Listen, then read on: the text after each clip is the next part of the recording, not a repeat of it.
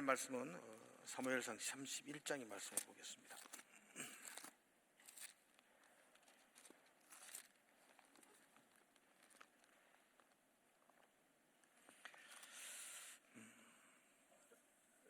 (31장) 1절에서 6절까지 말씀을 우리 한 절씩 읽도록 그렇게 하겠습니다. 사무엘상 31장 1절에서 6절입니다. 제가 먼저 이렇게 1절을 읽겠습니다. 블레셋 사람들이 이스라엘을 침해 이스라엘 사람들이 블레셋 사람들 앞에서 도망하여 길보아 산에서 엎드러져 죽으니라. 블레셋 사람들이 사울과 그 아들들을 추격하여 사울의 아들 아비나답과 머리수아를 죽이니라. 사울이 패전하며 활 쏘는 자가 따라잡으니 사울이 그 활 쏘는 자에게 중상을 입은지라. 내 칼을 빼어 그것으로 나를 찌르라. 할례 받지 않은 자들이 와서 나를 찌르고 모욕할까 두려워하노라 하나 무기를 든 자가 심히 두려워하여 감히 행하지 아니하는지라. 이에 사울이 자기의 칼을 뽑아서 그 위에 엎드려지매 무기를 든 자가 사울이 죽음을 보고 자기도 자기 칼 위에 엎드러져 그와 함께 죽으니라. 사울과 그의 세 아들과 모든 전차와 그의 모든 사람이 다 그날에 죽었더라. 아멘. 우리 서로 옆에 분들에게 한번 고백합시다. 사랑합니다. 그렇게 고백합시다. 예, 사랑. 하나님께 한번 고백합시다. 오늘도 눈으로 예배하겠습니다. 그렇게 고백합시다. 하나님, 우리가 예배할 때 우리에게 위로를 주시고 소망을 주시는 줄로 믿습니다. 오늘 예배 시간에 저와 여러분들의 이 예배가 하늘의 소망을 볼 수 있는, 하늘의 위로와 힘을 얻는 그런 시간이 되기를 주의 이름으로 축복을 드립니다. 8월 한 달 동안 설교의 주제는 생명과 죽음입니다. 그리고 죽음 그 이후에까지 우리가 주제로 함께 말씀을 나누게 될 겁니다. 생명과 죽음.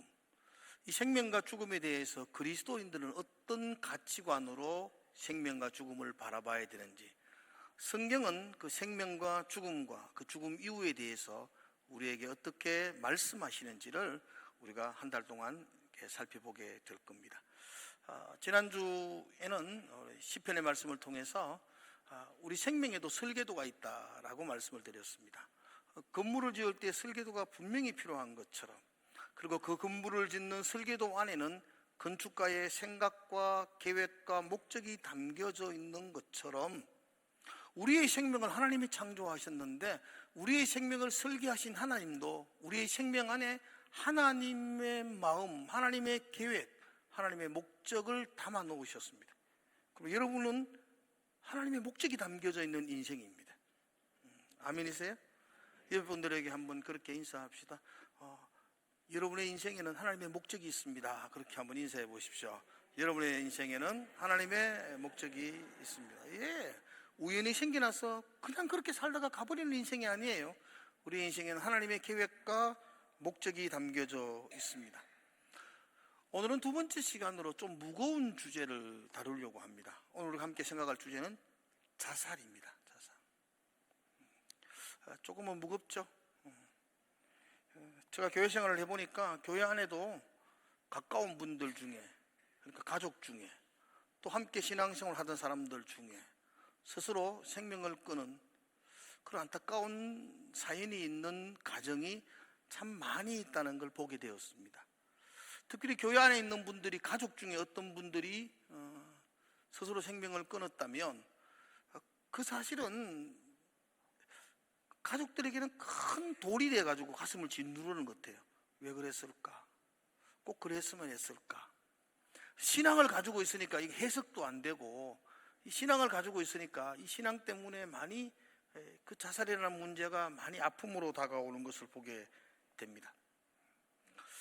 그리고 지금도 우리 주변에는 그런 힘겨운, 그리고 참 어려운 삶의 무거움은 짐을 지고 하루하루 그렇게 달려가는 분들도 있습니다. 겉으로 보기에는 아무 문제가 없고 그냥 잘 살고 있는 것 같은데 정말로 마음 아픔, 그리고 정말 생명의 끈을 놓고 싶은 그런 분들이 우리 주변에는 많이 있는 것 같습니다. 우리나라에 하루에 한 38분, 39분 정도가 하루에 스스로 생명을 끊는데요. 그러니까 여러분, 하루에 지금도 매일매일 38, 9명이 생명을 스스로 끊고 있다는 거. 그만큼 우리 주변에 힘들고 어려운 분들이 많이 있다는 겁니다. 그래서 저는 오늘 설교를 누군가를 비난하고 누군가를 정죄하기 위한 목적으로 오늘 말씀을 준비하지 않았습니다.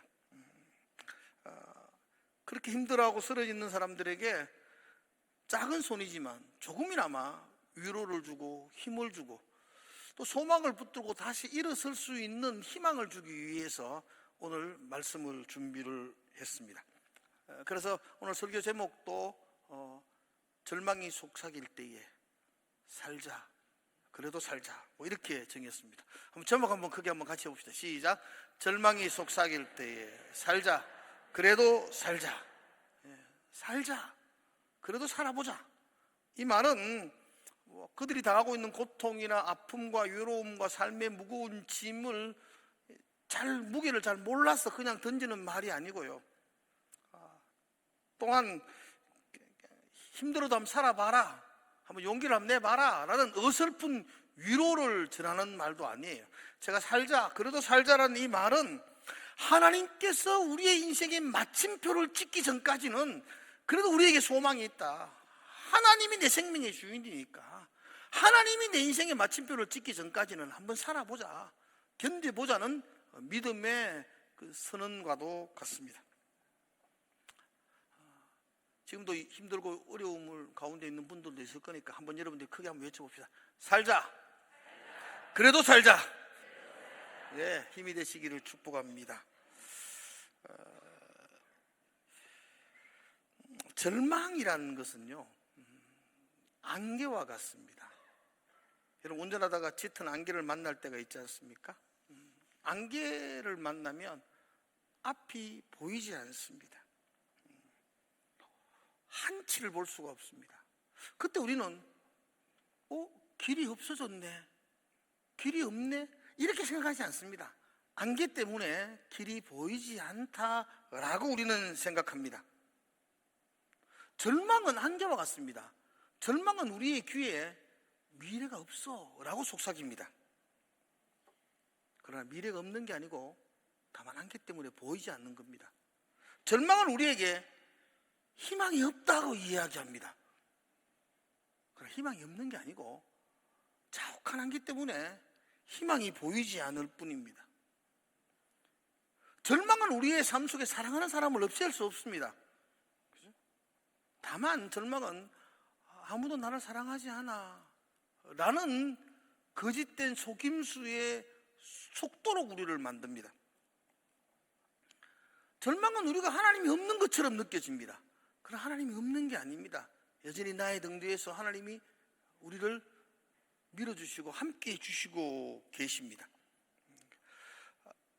길이 보이지 않는 것지만 길이 없는 게 아닙니다. 희망이 보이지 않는 것지만 희망이 없는 것도 아니고요. 미래가 보이지 않는 것지만 미래가 보이지 않는 건 절망 때문이지 미래가 사라진 게 아닙니다. 내 눈에 하나님이 보이지 않는 것처럼 느껴지고 하나님이 내 손에 잡히지 않는 것처럼 느껴지지만 하나님이 없는 게 아니고 그 절망이 하나님을 가리고 있을 뿐입니다. 그래서 절망은 안개와 같습니다. 오늘 읽은 본문 속에서도 그 절망에 짙은 안개 속에 빠져있는 사울의 모습을 보게 됩니다. 사울은 길보아 산에서 그의 삶을 스스로 마감을 합니다. 자신의 칼에 자기가 엎드러져 생명을 끊어버리고 맙니다. 그러나 사울의 인생이 여기까지 온 건 그동안의 수많은 과정을 거쳤기 때문에 길보아 산에 온 것이죠. 그래서 이 사울의 과정들을 좀 한번 보는 것도 참 유익한 것 같아요. 원래 사울은 처음부터 어두운 인생, 그 슬픈 인생이 아니었습니다. 사울은 이스라엘의 첫 번째 왕으로 선택을 받았던 사람이었습니다.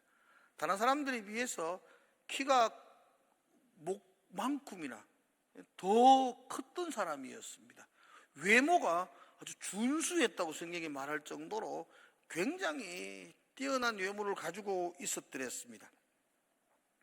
하나님의 영이 사울에게 임했었고 그 하나님의 영을 붙들고 사울은 그 암몬 사람 나하스와의 전투에서 큰 승리를 거두기도 했었습니다. 백성들은 사울 왕을 자랑스럽게 여겼습니다. 사울의 인생은 이렇게 밝음으로 시작했었습니다.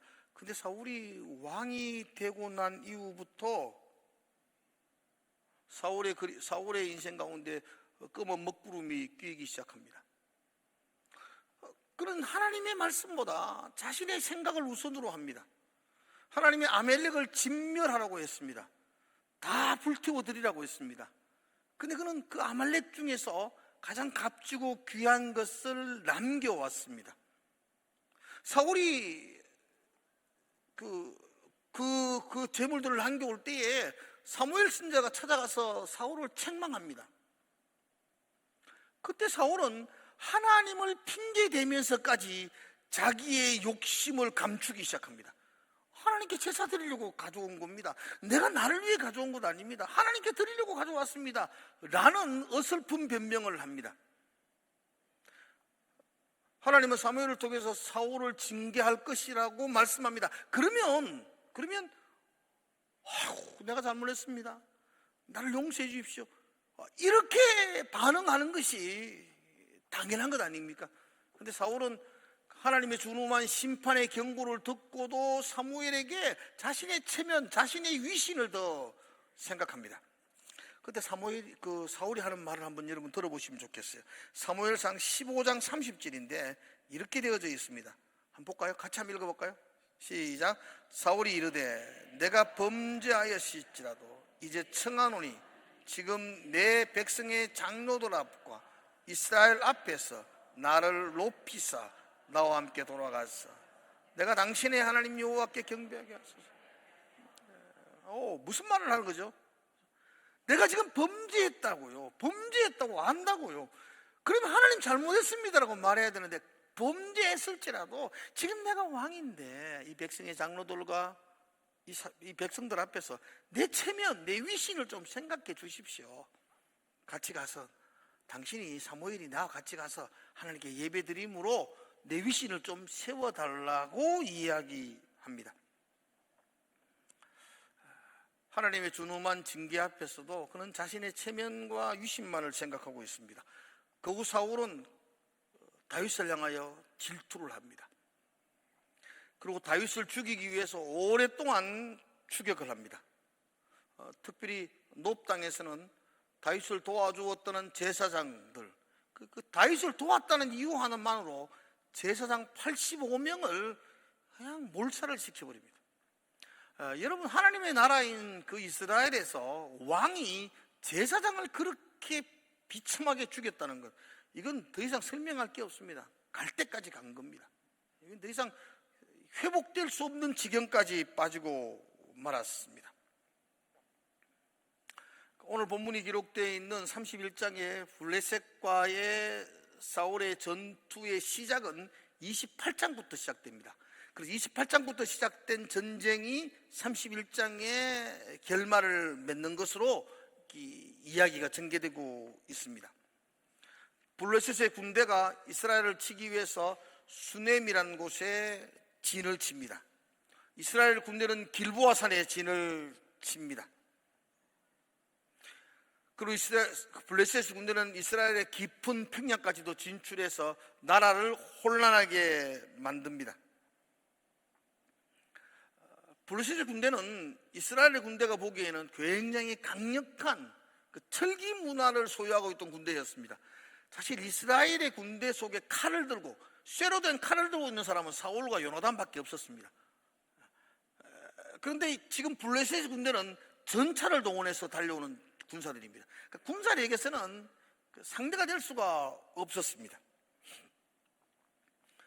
성경은 그때 이 전쟁에 임하는 사울 왕의 마음을 28장 5절에서 이렇게 이야기합니다. 28장 5절에 나올 건데 한번 같이 한번 읽어볼까요? 시작. 블레셋 사람들의 군대를 보고 두려워서 그의 마음이 크게 떨린지. 두려웠다고 해요. 위기를 느꼈어요. 그리고 크게 마음이 떨렸다고 이야기합니다. 두려워 떨었다는 겁니다.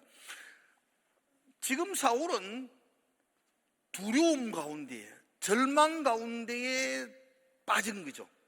그때 사울이 어떻게 했느냐? 28장 그 다음 절에 쭉 보면 다른 건 다 설명할 수 없는데 그 다음 절 결론적으로 보면 이 사울은 엔돌에 있는 신접한 여인, 요즘 말하면 무당이죠. 귀신을 불러내어서 이야기하는 그 무당에게 찾아가서 어설픈 위로를 받으려고 합니다. 하나님 앞에 무릎을 꿇고 하나님의 뜻을 강구하는 것이 아니고 그런 무당을 찾아가서 무당에게 자기 미래가 어떻게 될 것인지를 알아보려고 합니다.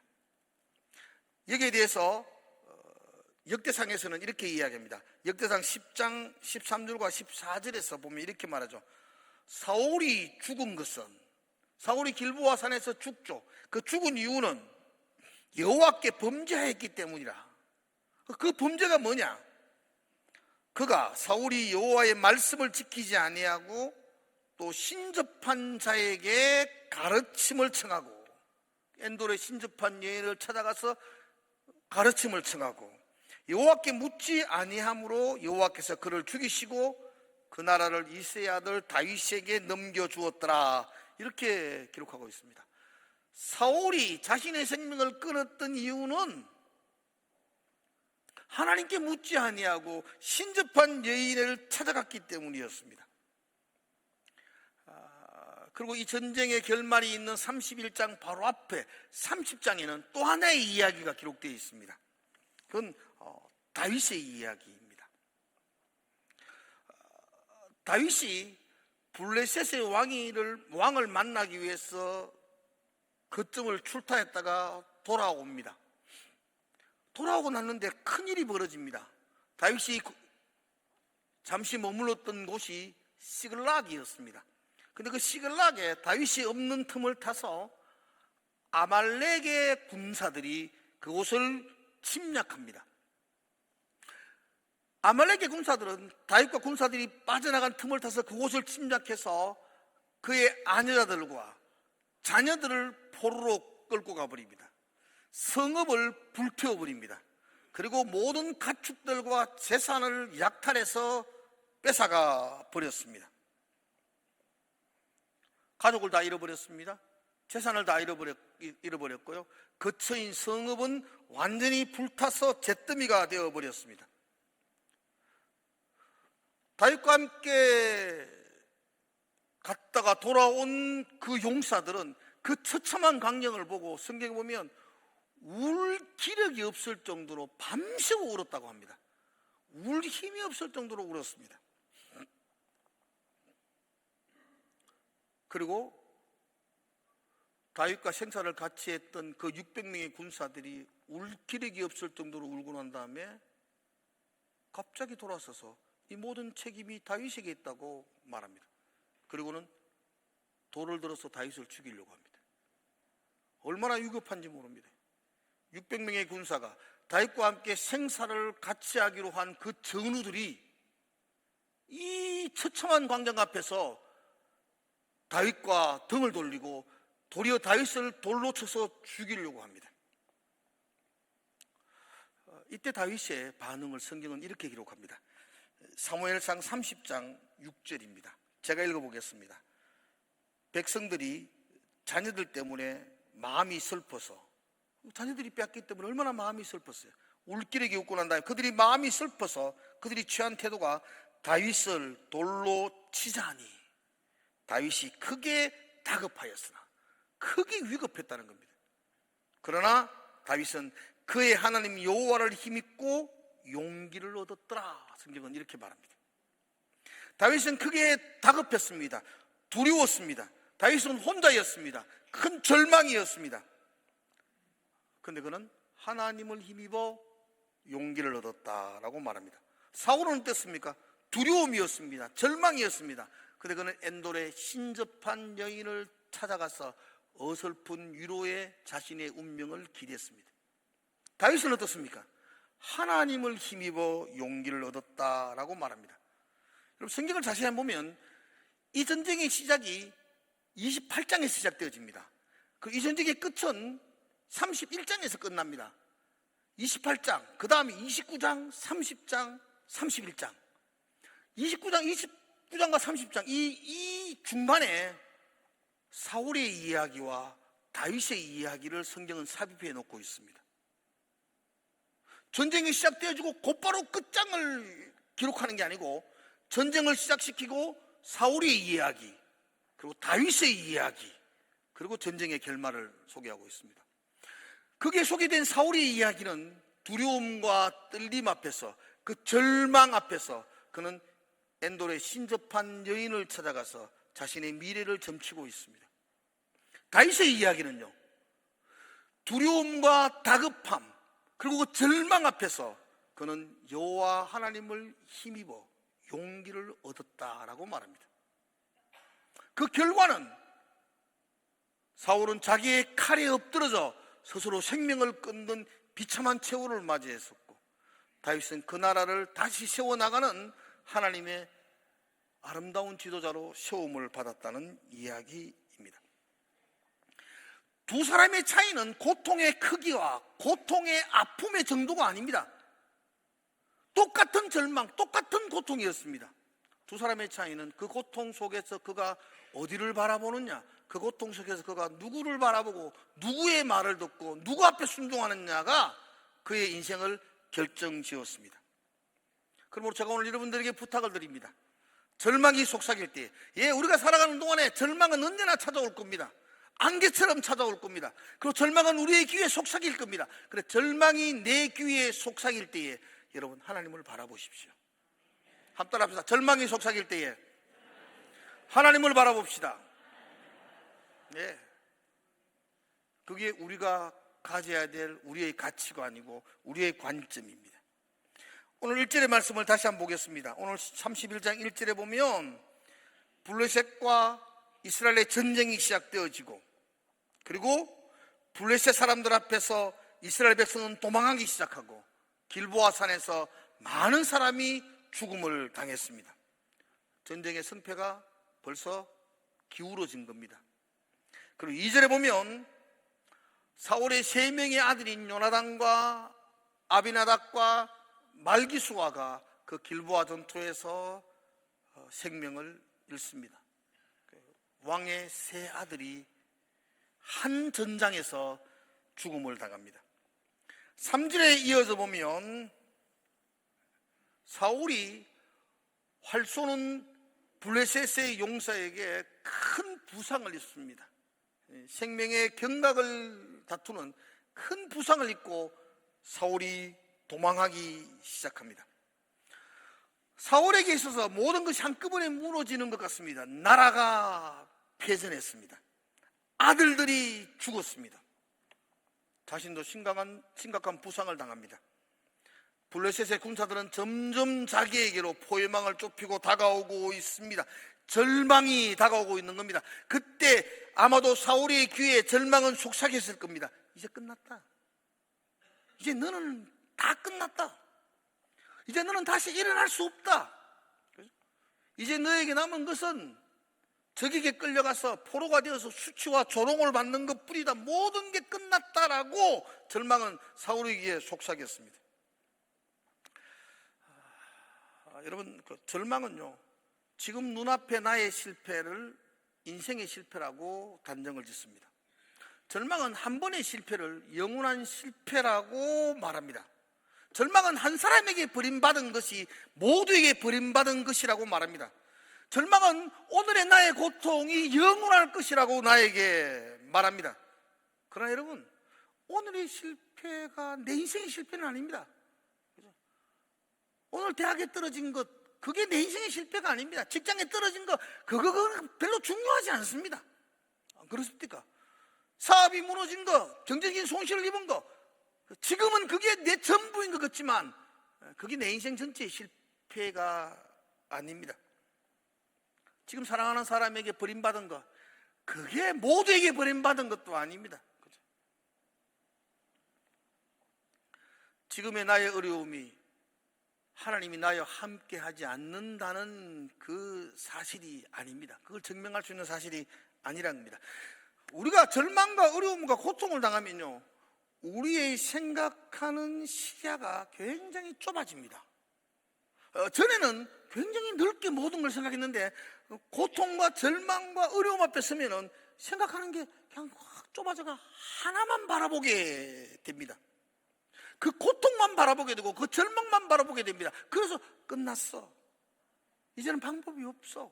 이제는 나에게 미래가 없어. 소망이 없어.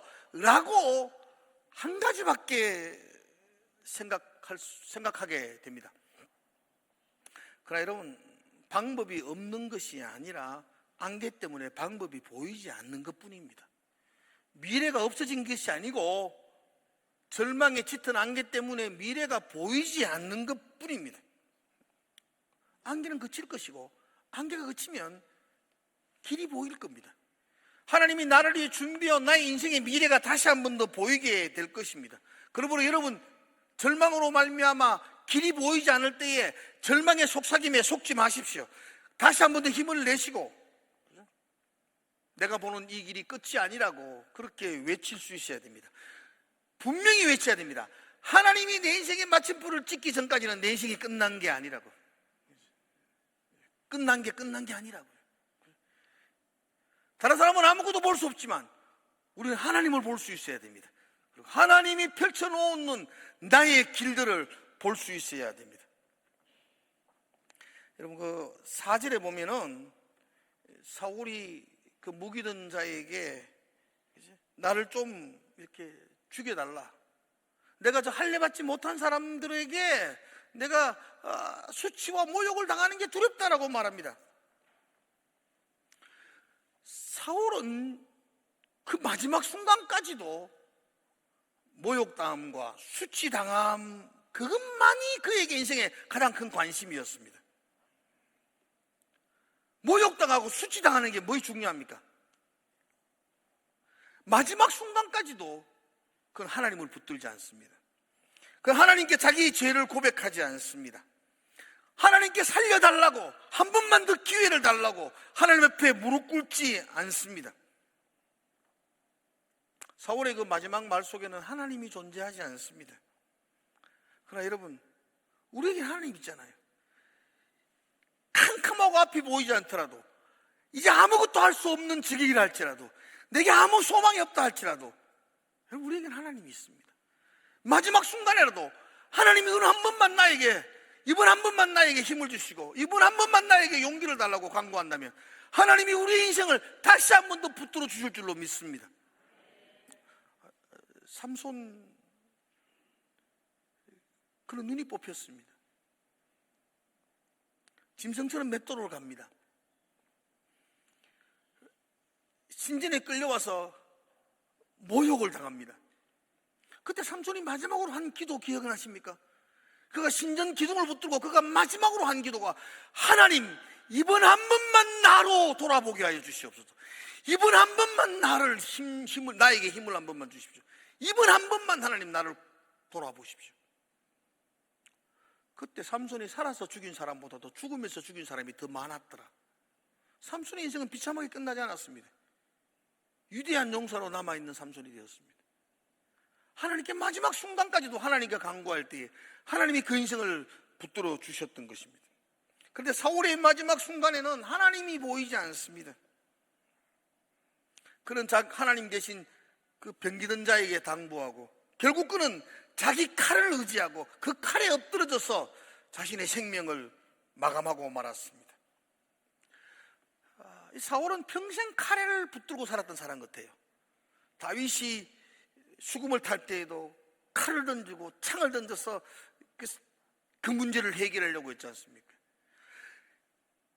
다윗이 자신의 자리를 위협한다고 끝내 군사들과 칼을 동원해서 다윗을 잡으려고 그 칼로서 문제를 해결하려고 했던 사람이었습니다. 결국 그는 마지막 순간에도 자신의 칼을 붙들고 그의 생명의 끝을 맞이합니다. 사울의 비극은 단순한 자살이 아닙니다. 사울은 절망의 순간에 하나님께 나가지 않는 게 그게 비극이었습니다. 사울의 진정한 비극은 마지막 순간에 하나님께 도움을 구하지 않는 것이었습니다. 앞이 보이지 않는 순간에 하나님께 자신을 맡기지 않는 것이었습니다. 그죠? 반대로 마지막 순간에 하나님을 찾는다면, 절망이 캄캄하게 그 인생을 덮을지라도 하나님을 향하여 고개를 든다면 다시 그 인생에는 소망이 있을 줄로 믿습니다. 여호와 하나님을 힘입어 용기를 얻었더라. 이 다윗은 그 절망의 순간에 하나님을 힘입어 용기를 얻었습니다. 하나님을 힘입을 때 하나님께서 그 인생에 용기를 주셨습니다. 여러분에게도 하나님을 바라볼 때 하나님이 용기와 힘을 주실 줄로 믿습니다. 에레미야 29장 11절에 보면 이렇게 말씀하고 있습니다. 여러분 한번 볼까요? 이게 이제 다음 주 요절입니다. 읽으시면 참 좋아요. 한번 읽어보겠습니다. 여호와의 말씀이니라. 너희를 향한 나의 생각을 내가 아나니 평안이요 재앙이 아니라 너에게는 미래와 희망을 주는 것이니라. 아멘. 너희를 향한 나의 생각을 내가 안다. 평안이다. 재앙이 아니다. 하나님이 우리를 위한 마음은 평안이라는 겁니다. 그리고 나의 생각은 너희에게 미래와 희망을 주는 것이다 라고 말씀하고 있어요. 여러분, 이 말씀은요, 모든 것이 잘 되고 있고 모든 것이 잘 풀리고 있고 모든 것이 이루어지고 있는 사람들에게 주신 말씀이 아니었어요. 이 말씀은 하나님이 예레미야 선지자를 통해서 이스라엘 백성들에게 하신 말씀인데요, 그때 이스라엘 백성은요, 나라가 망하고 성전이 파괴되어지고 그 먼 바벨론으로 포로로 끌려가서 포로 생활하고 있던, 갈대아 강변에서 슬프게 울고 있던 그때였습니다. 그들이 모든 걸 잃어버리고 절망 가운데 있을 때에 하나님이 그 백성들에게 찾아가셔서 그들에게 하시는 말씀이에요. 나를 향한 마음은 평안이다. 재앙이 아니다. 너희를 향한 나의 마음은 미래의 소망이다 라고 말씀해 주고 있습니다. 나라가 망했고 성전이 무너지고 포로로 끌려왔던 그 백성들의 마음속에는 절망의 속삭임이 끊임없이 들렸을 겁니다. 이제 모든 게 끝났다. 성전이 부서졌는데요, 하나님이 우리를 버렸다. 이제 우리에게는 아무런 희망이 없다. 그런데 하나님이 말씀하시는 거죠. 예레미야를 통해서 끝나지 않았다. 너희를 향한 나의 생각은 소망이다. 재앙이 아니다. 평안이다.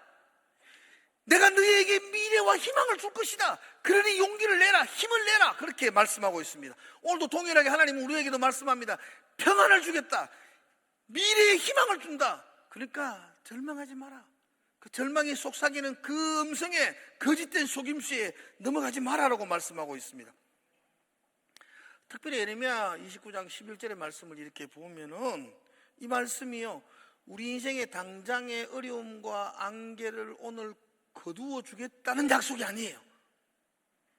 너 포로로 있네, 내가 너 내일 해방시켜 줄게, 고향 땅에 돌아오게 해줄게, 고향 땅에서 사업 잘 되도록 해줄게 라는 약속이 아니에요. 그 예레미야 약속을 보면요, 여기서 한참 있어야 된다. 집을 지어라, 농사를 지어라, 여기서 살아라. 그 포로에 비참한 삶을 계속 너희들은 살게 될 것이라고 말씀하고 있어요.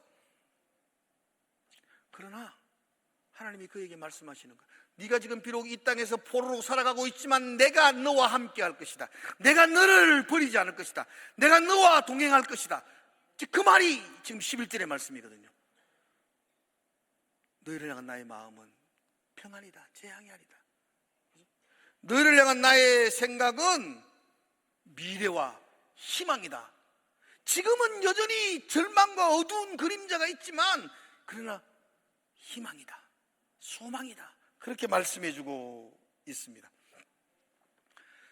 우리에게 정말 필요한 믿음은요, 지금 내가 겪고 있는 고통과 어려움과 아픔이 안개처럼 사라질 것을 믿는 믿음이 아니에요. 우리가 정말 붙들어야 될 믿음이 있다면 그 안개가 사라지지 않을지라도 그 안개 속에서 하나님이 나와 함께 하신다는 믿는 믿음입니다. 그 절망 속에서 내 혼자 버려진 것이 아니라 그 절망 가운데 하나님께서 나와 동행하신다고 믿는 믿음입니다. 그러니 짙은 안개가 그치지 않아도 나는 두렵지 않습니다. 하나님이 나와 동행하시기 때문입니다.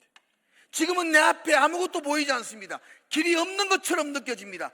그러나 두렵지 않습니다. 하나님이 나의 미래와 나의 희망이 되신다는 약속을 나는 믿기 때문입니다. 그게 우리가 가져야 될 가치관입니다. 절망은 지금도 말합니다. 아무리 네가 발부둥 쳐도 달라지지 않을 거야. 그죠? 그 하나님은 말씀합니다. 너의 미래는 희망이야. 너의 미래는 희망이야. 내가 너의 미래와 함께 할 거라고 말씀합니다. 절망은 지금도 말합니다. 모든 것이 끝났다고 말합니다. 하나님은 말씀합니다. 아직 끝나지 않았어. 내가 너의 등 뒤에서 너와 함께 할 거라고 말씀하고 있습니다. 절망은 지금 우리에게 그렇게 말합니다. 너 혼자다. 네 주변에 아무도 없어. 너는 혼자라고 이야기할 겁니다. 그런데 하나님은 그렇게 말씀하지 않습니다. 하나님이 너와 함께 하신다고 그렇게 약속하고 있습니다. 너를 향한 나의 생각을 내가 하나니 평안이요 재앙이 아니라 너희에게 미래와 희망을 주는 것이다 라고 오늘도 말씀하고 있습니다. 사울은 그 절망의 짙은 안개 속에서 신접한 여인을 찾아가서 어설픈 인생의 지혜를 구합니다. 그리고 그의 결국은 자신의 칼에 엎드려져서 그 인생의 마침을 찍습니다. 그러나 다윗은 모든 사람들이 등을 돌리고 돌로 자기를 치려하는 다급한 상황 속에서도 그의 하나님을 힘입어 용기를 얻었다라고 말합니다. 두 사람의 차이는 고통의 크기가 아니요 절망의 깊이가 아닙니다. 그 어려움 속에서 누구를 바라보느냐, 누구의 귀를 기울이느냐, 누구에게 힘을 얻느냐가 그의 인생을 다르게 만들어 놓았습니다. 여러분, 지금도 절망은 거짓된 속임수로 우리의 귀에 속삭이십니다. 그러나 하나님은 우리에게 지금도 말씀하십니다. 내가 너희를 위해서 예비해 놓은 미래와 희망이 있다. 내가 너희를 위해서 준비해 놓은 평안이 있다라고 그렇게 말씀하고 있습니다. 오늘도 절망이 속삭일 때 여러분들이 한번 크게 외쳐보십시오. 살자. 그래도 살자. 한번 합시다. 살자. 그래도 살자. 네. 하나님이 우리에게 평안을 주신다는 믿음, 하나님이 우리의 미래에 소망이 준다는 그 믿음, 그거 붙들고 안개가 짙은 그 절망 속에서 그 어두운 끝나지 않을 듯한 그 고통 속에서도 버티고 견디는 것, 그게 믿음입니다. 절망이 사라질 거라고 믿는 것도 믿음이지만 그 절망 속에서 하나님이 나와 함께 한다는 그 붙들고 견디는 거, 버티는 거. 마지막으로 오늘도 옆에 있는 분들을 돌아보고 생각해 보십시오. 여러분 주변에 그런 힘겨운 무거운 짐을 지고 힘겨운 하루하루를 살아가는 분이 없는가 한번 생각해 보십시오. 그리고 그분들에게 여러분들이 작은 손을 내밀어 주십시오. 힘을 내라고 하나님의 말씀으로 그들에게 위로를 주십시오. 다시 한 번 더 손잡고 다시 한 번 더 하나님의 약속을 붙들고 한 발 나갈 수 있는 그런 공동체가 되기 위해서 여러분들이 한번 주변을 한번 돌아봐 주십시오. 여러분의 작은 손짓이 그 어려움과 고통 가운데 있는 분들에게 큰 힘이 될 것입니다. 특별히 여러분 역시 하나님의 말씀으로 새 힘을 얻고 용기를 얻는 그런 은혜가 한 주간 동안 있기를 주의 이름으로 축복을 드립니다. 기도하겠습니다. 하나님이 여전히 나의 하나님을 고백합니다. 하나님이 여전히 나에게 소망을 주심을 믿습니다. 지금 비록 내게는 안개가 자욱하고 길이 보이지 않는 것 같지만 보이지 않을 뿐이지 길이 없는 것 아님을 믿습니다. 하나님께서 함께 하신 믿습니다. 그 하나님이, 그 생명의 주인이신 그 하나님이 우리에게 소망과 힘이 되게 하여 주시옵소서. 예수님 이름으로 기도드려옵나이다.